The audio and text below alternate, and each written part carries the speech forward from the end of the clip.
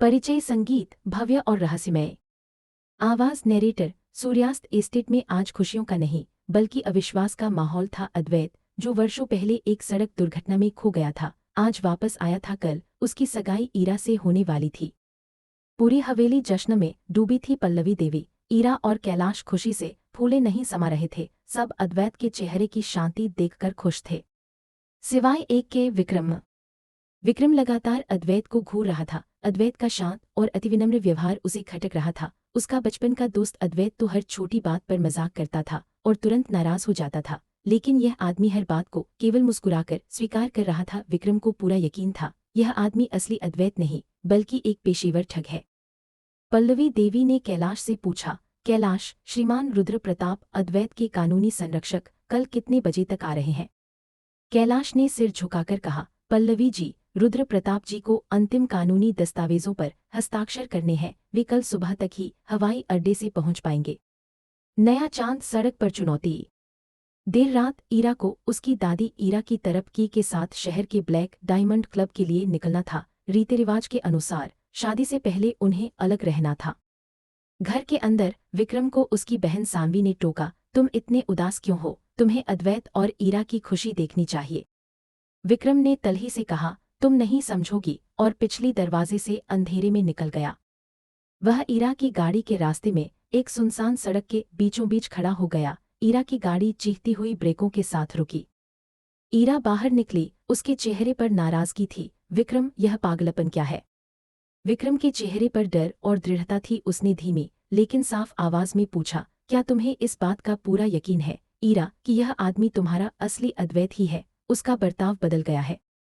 ईरा ने पलटकर उसे देखा। वह एक पल के लिए कांपी, लेकिन तुरंत गुस्से में बोली, विक्रम, अद्वैत ने मेरे लिए अपनी जान दांव पर लगाई है। तुम मेरे मंगेतर पर ऐसे घटिया सवाल कैसे कर सकते हो? कल मेरी जिंदगी का सबसे बड़ा दिन है। तुम या तो खुशी खुशी आना या मत आना। वह गाड़ी में बैठकर चली गई। खाना बनाने का चाकू खंजर का वार। विक्रम ने निराशा में सिगरेट जलाई। मुझे पता है तुम कहाँ हो मेरे दोस्त, मैं तुम्हें बचाऊंगा और ईरा को भी। तभी अंधेरे से 5 नकाबपोश आकृतियां निकली, सभी काले कपड़ों में।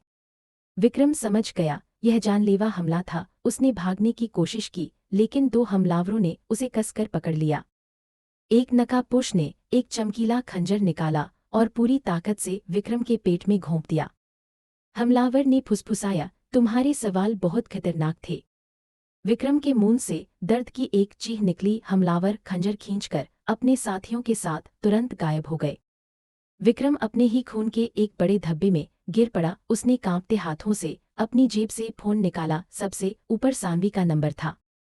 उसने कॉल मिलाया और धीमी आवाज में कहा, सानवी, मैं तुम्हें प्यार करता हूं। और उसका शरीर सड़क पर ढीला पड़ गया। ठंड से जमा हुआ चेहरा, अद्वैत की चुप्पी। सूर्यास्त एस्टेट में सानवी अपने भाई का कॉल देखकर तुरंत उठ गई। जब उसने कॉल उठाया तो केवल गहरी सांसें और फिर खामोशी थी। सानवी घबराकर रोने लगी। पल्लवी देवी और बाकी सब अंदर आए। पल्लवी देवी ने अद्वैत की तरफ देखा। अद्वैत चुपचाप खड़ा था।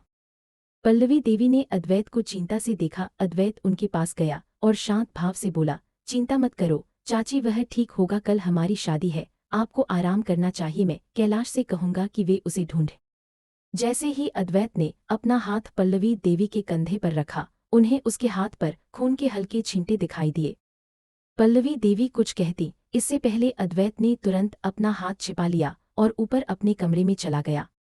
अद्वैत को बिना कोई चिंता दिखाए ऊपर जाते देख कैलाश और अन्य दोस्त एक दूसरे को हैरानी से देखने लगे। उन्हें यकीन नहीं हो रहा था कि अद्वैत अपने सबसे अच्छे दोस्त की मुसीबत में इतनी ठंडी प्रतिक्रिया दे सकता है।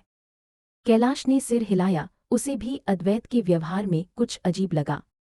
कैलाश स्वगत, या तो कनारा ने इसे बदल दिया है या विक्रम का शक सही था। आगे क्या होगा? क्या कोई अद्वैत के व्यवहार पर ध्यान देगा और उस खून के छींटे के राज को खोलेगा? क्या विक्रांत की मौत ही इस कहानी का अंत है? क्या रुद्र प्रताप के आने से पहले ही असली अद्वैत का राज खुल जाएगा? जानने के लिए